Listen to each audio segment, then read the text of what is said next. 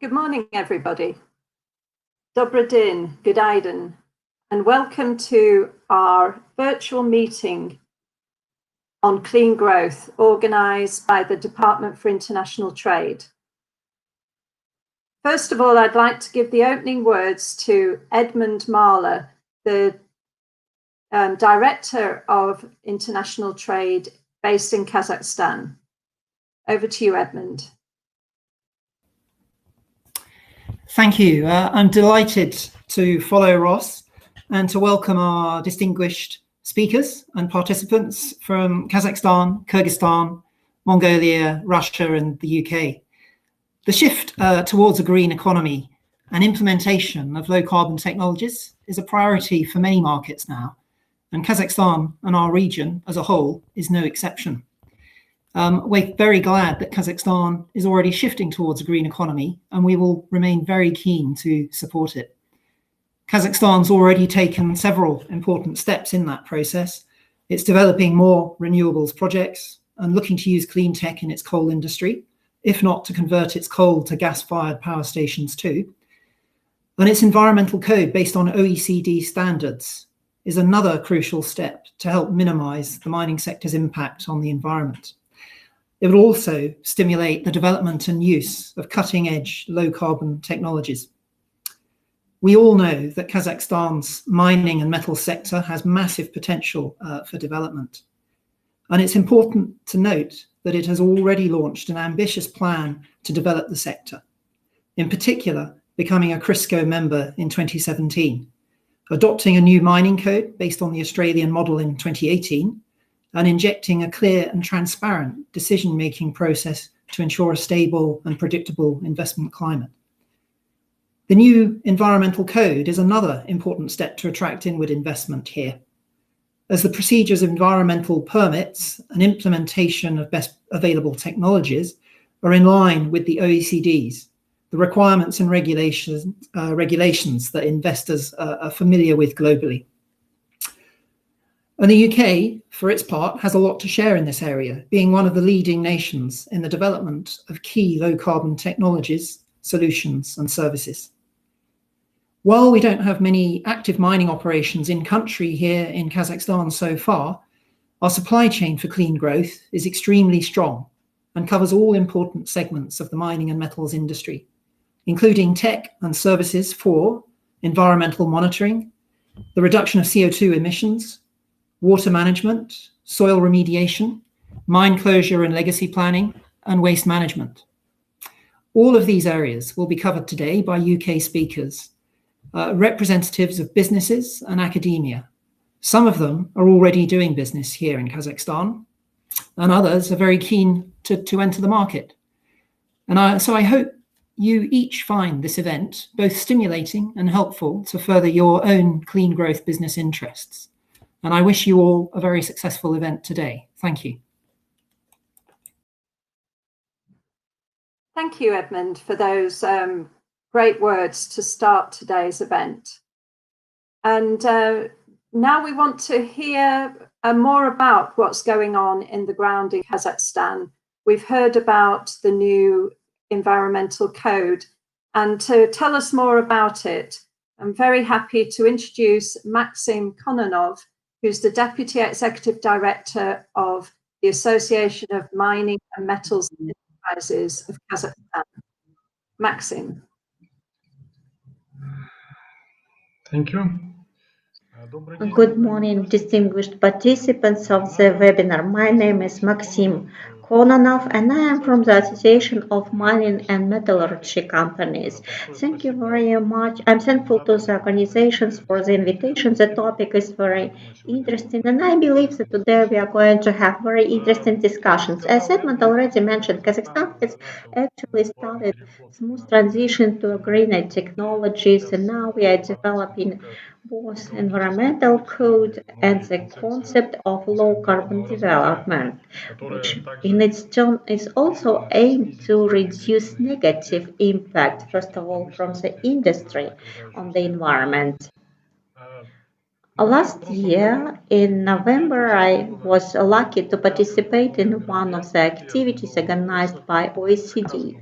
And this activity was devoted to similar topics called Green Bridge and Sustainable Development of Mining Sector. It was a very inspiring event that included presentations of such project as hydrocarbon fuel, and for us another interesting initiatives which are too far for us, and we know that Scandinavian states have progressed significantly in this direction, but here we have to admit that the majority of the enterprises still consuming carbon, and they have been constructed already in 1940s, 1950s, and to be fair, we must mention that there is significant gap in technologies. How we can bridge this gap is a key task for us, is a key task for our new environmental code. And in my presentation, I would like to speak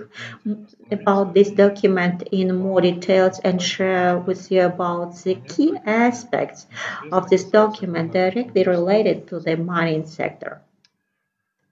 The document itself is already in the parliament, and we are expecting that it will be adopted by the end of the year and come in force since the 1st of January 2021. Coming to the key innovations established by the new environmental code, first of all, it is a transfer to a comprehensive environmental permits that will be issued on the basis of the best available technologies. The best available technologies is a backbone on which all the discussions are developing. And we as a countries have to decide what will be recognized as the best available technologies. Will it be European standards, or we will be using Russian standards, or maybe it will be Kazakhstan standards, which are based on real current conditions of this sector. And now we are having significant discussions around these topics. And the draft code nowadays says that these standards will be based on European approaches, but the discussions are really hot. Why is it important? We all understand what kind of threshold is going to be established, and this will impact our follow-up steps in this area. We, as an association representing the interests of the companies, we foresee the most realistic approach because, let me reiterate, we recognize that there is a huge gap between those technologies that some companies apply compared with the best advanced companies in the world. Therefore, we are for a step-by-step approach. The work is going to start soon to prepare this reference book. There is a Center of Green Technologies which was established specifically to design this book. And this reference book, this is question number one. Question number two, how these comprehensive environmental permits are going to be issued? What kind of obligations the companies are going to undertake? For the first category, and the biggest mining companies are included into this first category, starting from 2025, the transition will be mandatory for this category. That means that the companies will have to undertake the responsibility to move to best available technologies and to achieve by between 2025 to 2035 those standards. A stimuli that would be used by the companies would include increased rates for emissions. The rates are going to be to double from 2025 and then fourfold and eightfold. It's not kind of incentive, it's an incentive with the minus sign for the mining sector. And for the mining companies, this will be a must to comply with those requirements. Given the current economic situation, we recommend the government to apply not only the political approaches, but also some real incentives. And depending on what kind of taxation benefits or certain import duties release, everything is going to impact the decision of the companies whether they would achieve or not achieve the final results in terms of reduction of emissions and implementation of technologies. Another important aspect for the first category and the mining sector is the establishment of automated monitoring system over emissions, which is quite expensive. However, many companies are dealing with this at the moment, and from many sources, in many companies, these systems were established. The problem is about the sensors, whether they would fix accurate basic indicators and based on which certain penalties would be applied. We believe that some deviations must be allowed because if it's strictly fixed, any changes, and you know that that electricity supply is not always stable, and even a small increase in emissions would lead to higher penalties.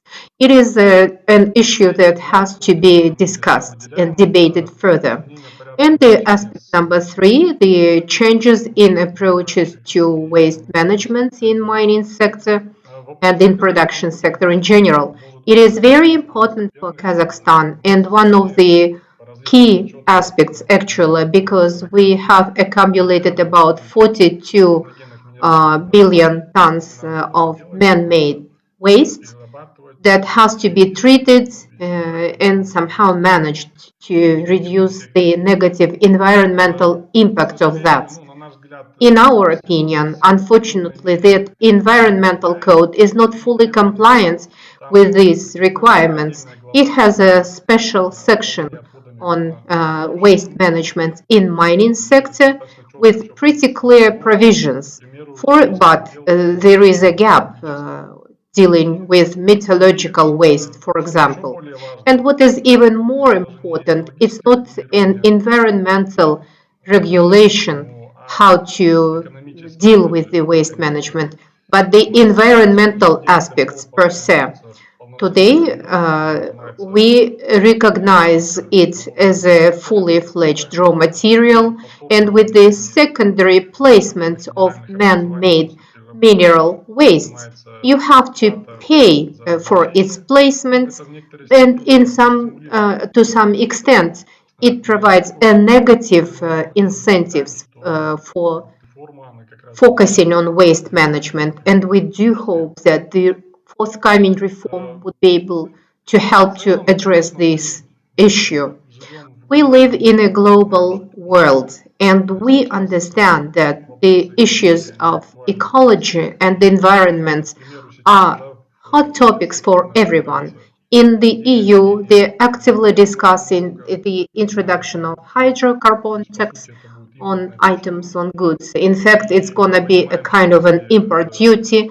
And we understand that if we want to preserve European markets for marketing metals, for instance, those requirements for the products should be a must for us. But we need to understand that they have to relate and we have to take into account the European requirements when we introduce best available technologies. Many companies are moving towards that. Some companies which participate in our webinar, they established even special departments, divisions for that, such as your consignment. They are actively involved into implementation of the incentives established in environmental code. That's it from my side. I would be happy to further take your questions, and I'm looking forward to have a fruitful discussion with you. Thank you once again. Yep. Good morning, everybody. Thanks for letting me present here as well. My name is Henrik Fries, and I will present a little bit from environmental monitoring. This is my colleague based in Kazakhstan, Tatiana Dilman, who will also do a little bit of this presentation for us. But basically what we wanted to introduce for you is environmental monitoring and the need for environmental monitoring in the mining sector.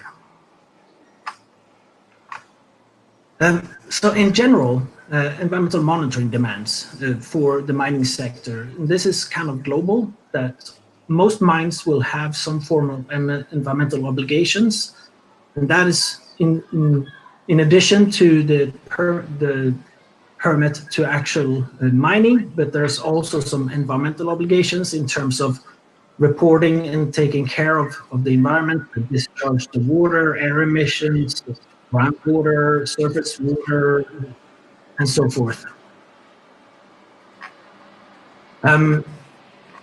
These requirements that mining companies will have from an environmental perspective, that differs from different jurisdictions. So for instance, it's different in different parts of the world. So different in Canada, different to Australia, different to Kazakhstan, different in Russia. But it could also be very different within these different jurisdictions because the environments are very different.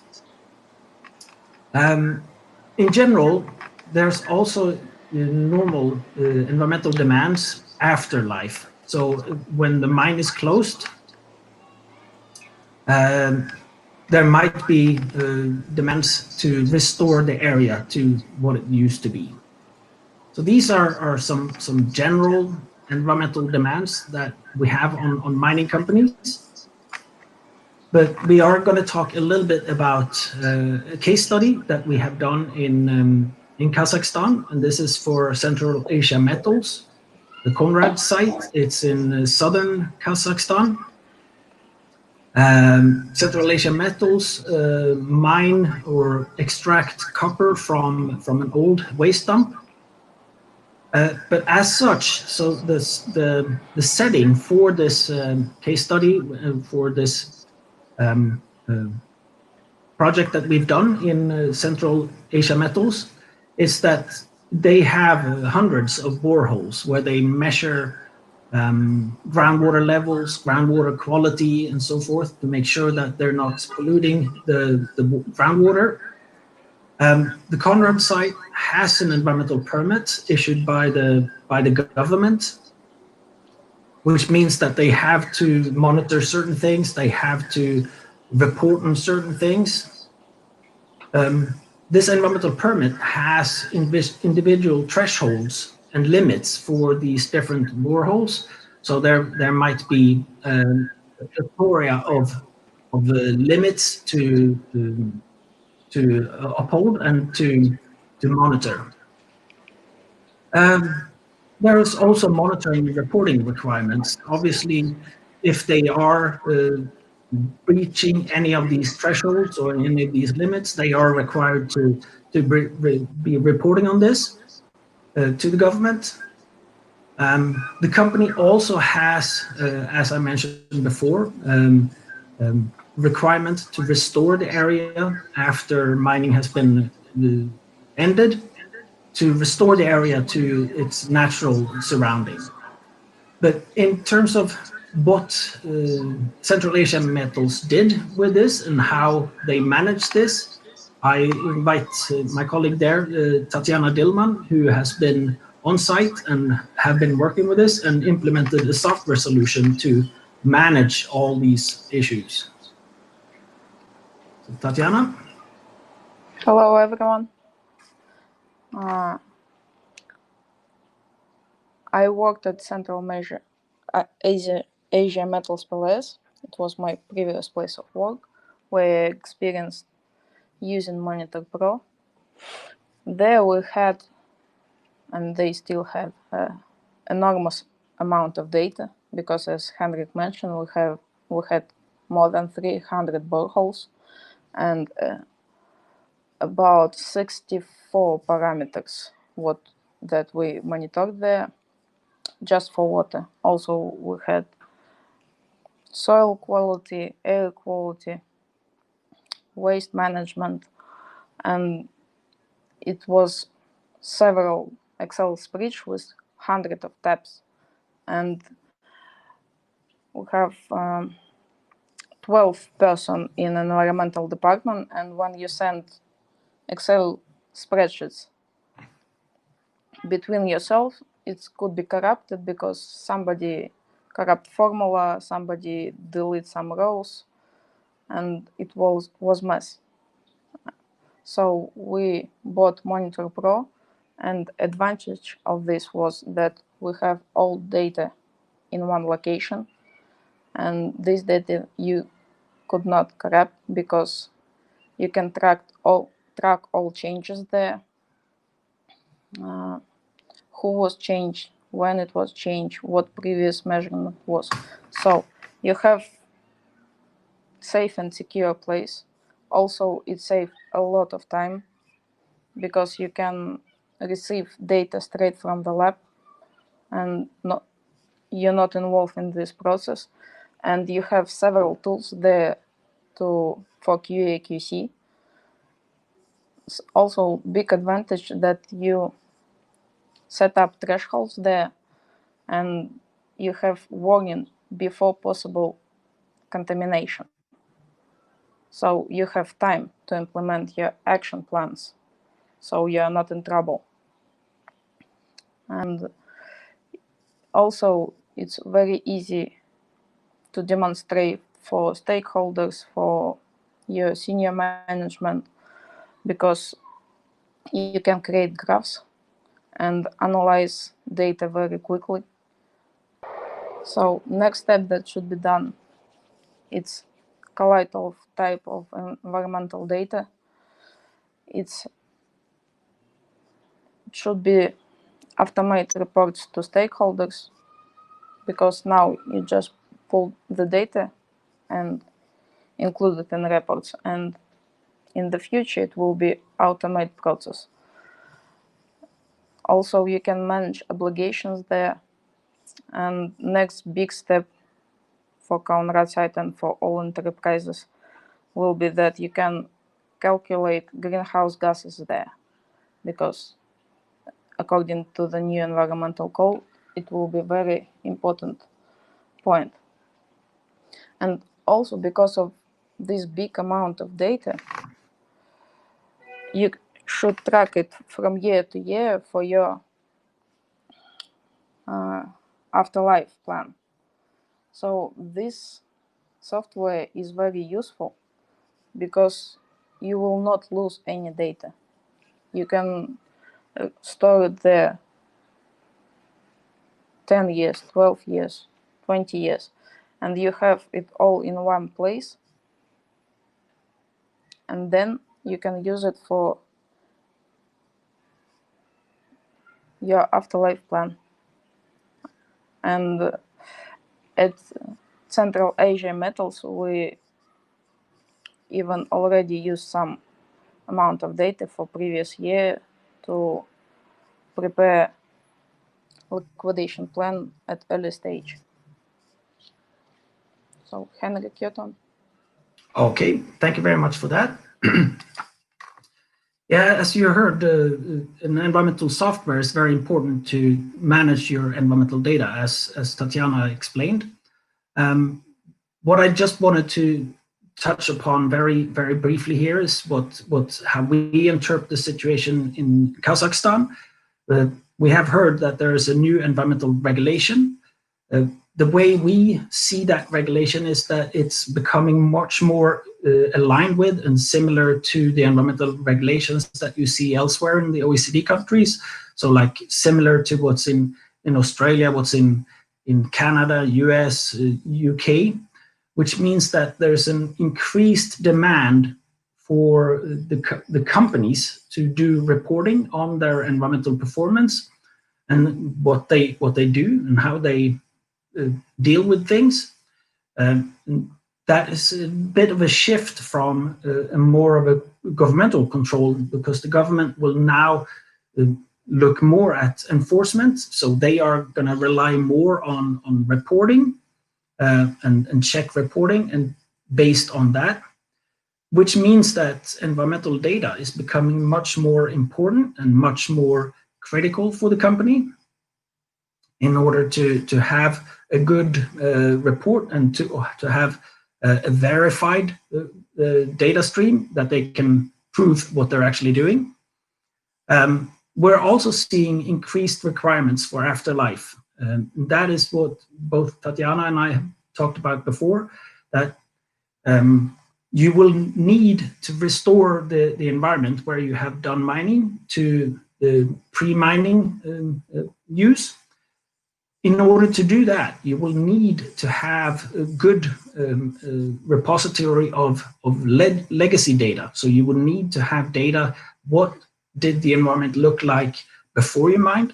What has happened during mining? And how do you restore that? So there have been huge increases of robust and proper environmental management system and data management system for mining companies.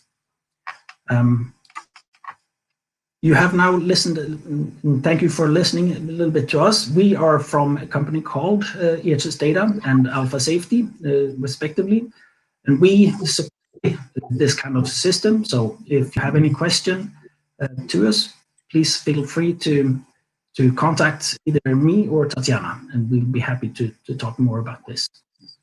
Thank you very much. Thank you, Henrik and Tatiana. That was great. Apologies, everybody. I didn't just fall asleep. We're having a few technical problems here, so I wasn't able to speak at the end of the last presentation. So I'd like to belatedly say thank you to Maxim, and nice beard. I see Henrik's beard is getting bigger as well. I guess this crisis, as well as all the regrettable deaths, but will be known as the year of the beard. So Henrik, it's good that what you said. In the process improvement world where I used to work, they used to say that you can't manage what you haven't measured.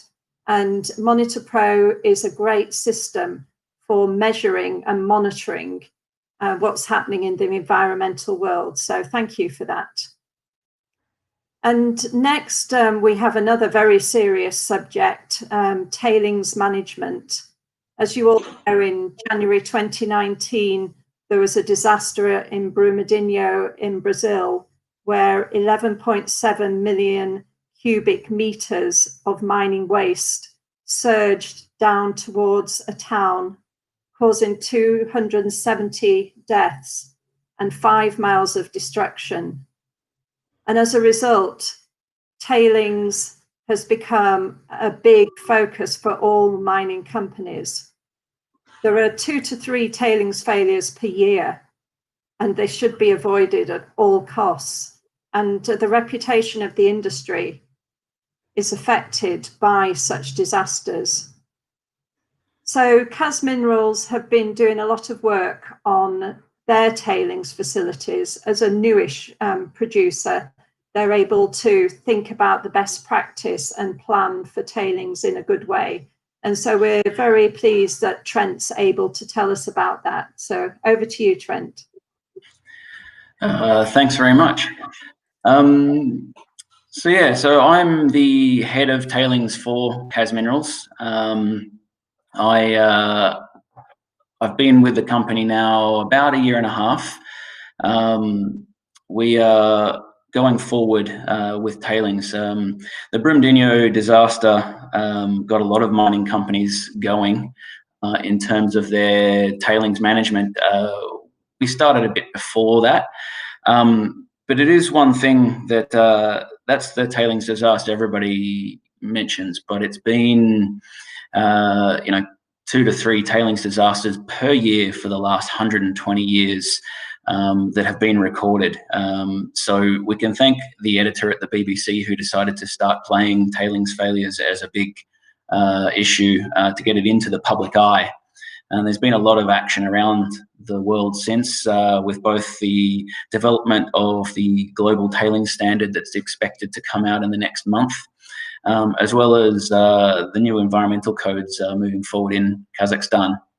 And so as Kaz Minerals, we've got our new facilities and our old facilities, legacy sites, and we're moving forward as a company to make sure we've got best practice ahead of these upcoming legislations, hoping that we are ahead of the curve.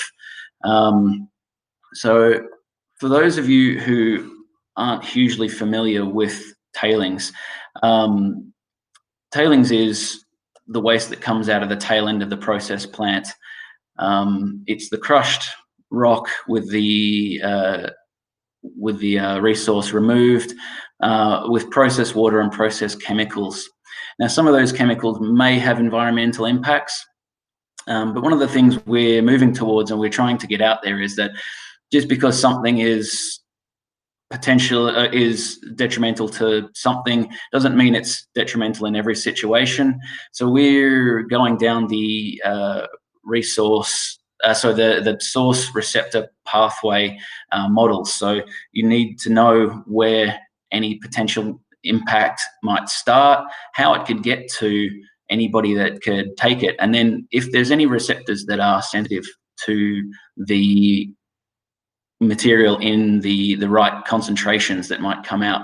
So that's that kind of thing. What we do with the tailings once they've come out of the mine is we must store them in what we call a TSF, or a tailings storage facility, or sometimes in a lot of European contexts it's called a TMF, or a tailings management facility. And I've got 2 photos at the bottom of this slide. One is some tailings coming from a spigot at one of our mines in the eastern region of Kazakhstan. The other photo is an aerial shot of our tailings dam recently from our Aktagai mine. You can see it covers a very large area. The final footprint of that tailings dam for the life of the mine is expected to be about 4,500 hectares. So it's a monstrous facility, huge potential impacts on environment, cost for the mines, risk. While our Aktagai mine is very low risk in terms of environment and population, you know, it's nothing to be sneezed at, because we need to make sure that we do it properly. So when we're talking about tailings management, if I just go on to the next slide, a lot of people think because tailings is waste, you should treat it like other waste, like municipal waste or others. And the best practice for those kind of wastes in a sustainability kind of talk are to reduce, reuse and recycle. However, that's not entirely practical for tailings. You can't reduce the amount of tailings you have unless you reduce the amount of material you've mined. Mining is an essential industry for our modern world, so reducing the amount of ore mined and the amount of tailings mined isn't practical for the industry. We've spoken about recycling old tailings when new processing technologies come out. You can put tailings through process plants, and we are investigating that at some of our mines. However, you don't actually reduce the amount of tailings by recycling them, you just have to move them to a new location. And then reusing tailings themselves. Some people have talked about using tailings as a construction material. However, sometimes that can be practical if the tailings has the right properties and it's close to a construction project where those materials can be used. But unfortunately, sometimes the processing costs can be high, as well as the transport costs. And so reusing isn't practical. Tailings is a forever product, so we have to think about what is best practice for that, given that the usual waste management hierarchy of reduce, reuse, recycle isn't practical in a tailings sense. So we need to continue to store that in tailings facilities. think about what else is best practice to make sure that it is both used sustainably and safely. And so I'll go forward onto the slide as that comes up. And so best practice for tailings is to make sure that it's stored in the long term in a safe and sustainable manner. So safe and sustainable storage entails a few things, but some of the biggest ones are to prevent any substances that are potentially detrimental to the receiving environment from escaping the TSF. We want to save on water, we want to save on resources, so we don't want to waste water. We want to make sure that we use that wisely. And we want to reduce the amount of energy required to run the facility. There's other ways, but those are the three main ones that we've been focusing on. In terms of the first instance there, you can see that I've got on the slide some ways that substances might leave the TSF. Now, this doesn't necessarily mean these are detrimental to the receiving environment, but these are the ways that we want to control on the basis of having done studies. You know, you study your baseline, your receptors, and these are the things that we try to manage. So we make sure our groundwater seepage doesn't contain high concentrations of detrimental chemicals. We'll make sure any seepage that goes through our embankments is collected and isn't detrimental, that any surface runoff is controlled so that we don't get overtopping. We want to control our dust. We want to certainly make sure we handle any catastrophic failures, which would entail a tailings or water release. And sometimes there's other forms of tailings migration if people have used the wrong materials to contain the tailings in the first place. The photo I've placed at the bottom of the slide there is our facility in Kyrgyzstan, which is a lined dry stack facility, and I'll go into some of the namings of those material or that later. It's considered one of the safer, more environmentally friendly facilities in Central Asia. It's, as far as I'm aware, the only dry stack facility that we have around. And I'll go into that on the next slide. So to address those issues of safe and sustainable management through controlling all those different ways in which tailings can release, as well as you know, the energy and the water requirements.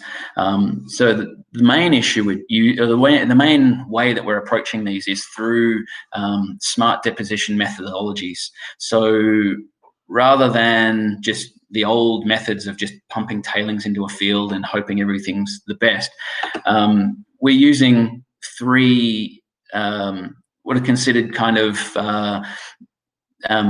new methods or more intelligent methods of placement of our tailings, and that's at Aktagai and Boshakol, our biggest operations.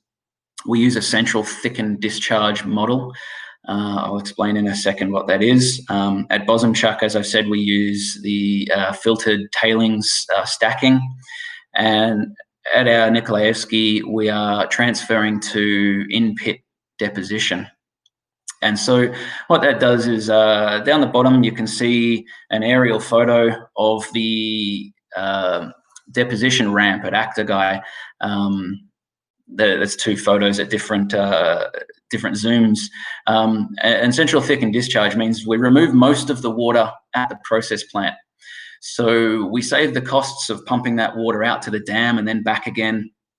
That saves on the energy and all that sort of stuff. But what it does allow is, with the circular distribution, it allows us to keep the surface wet, which controls dust. Because the surface of the tailings beach is steeper, so that means water reports to our water return system faster.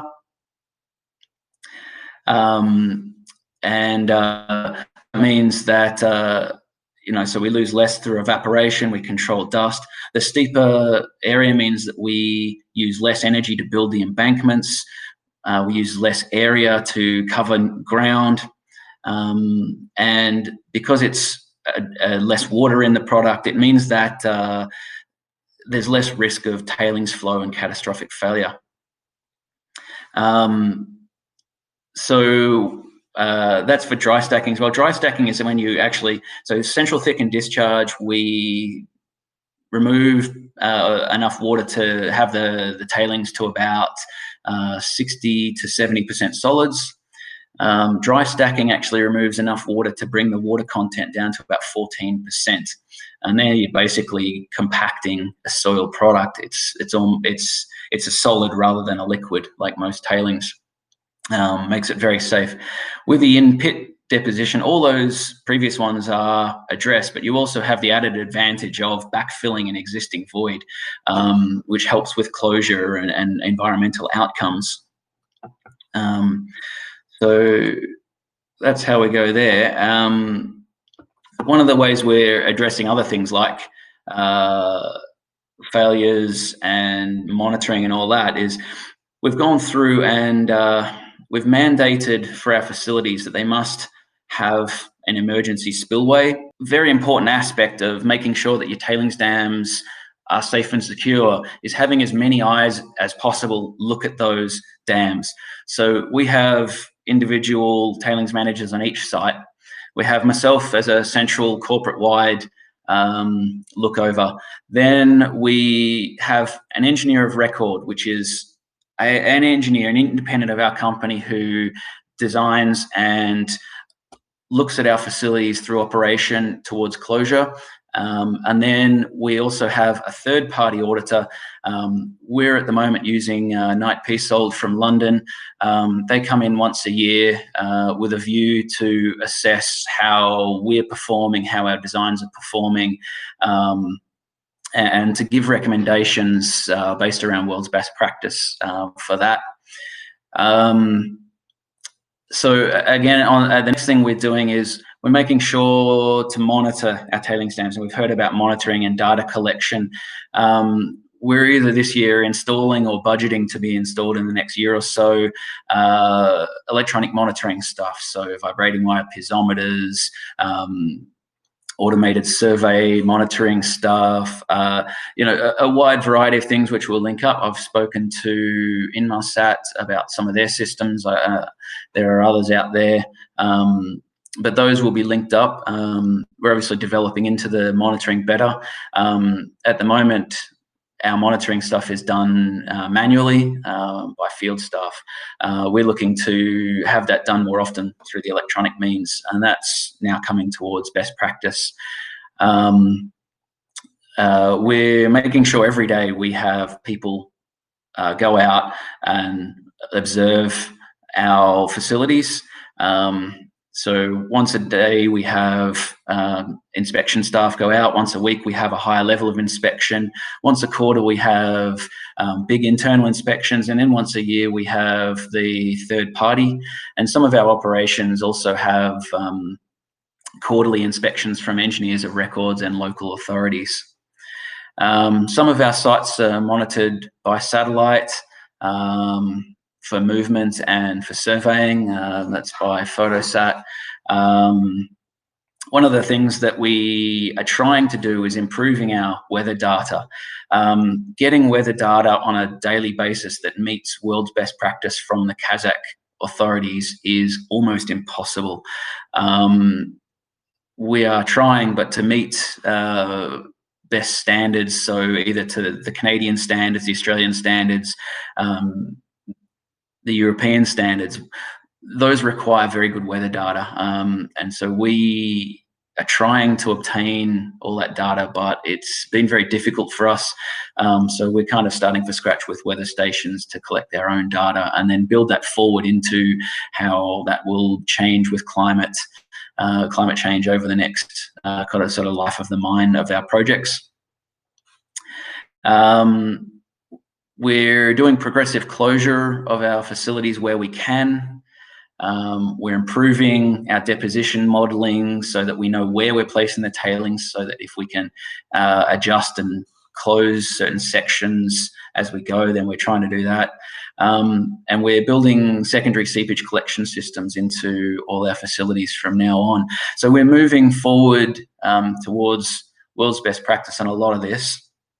And you know, we'd like to work with the Kazakh government as they develop the best practice to make sure that we get good legislation, we get good outcomes for tailings. One of the things for me is I'm passionate about making sure tailings is done right.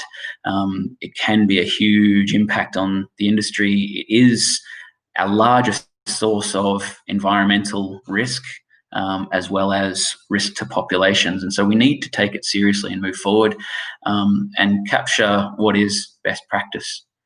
So that's what I have for the moment. So I'm sure there'll be questions later on, but I'm pretty much done and can hand back to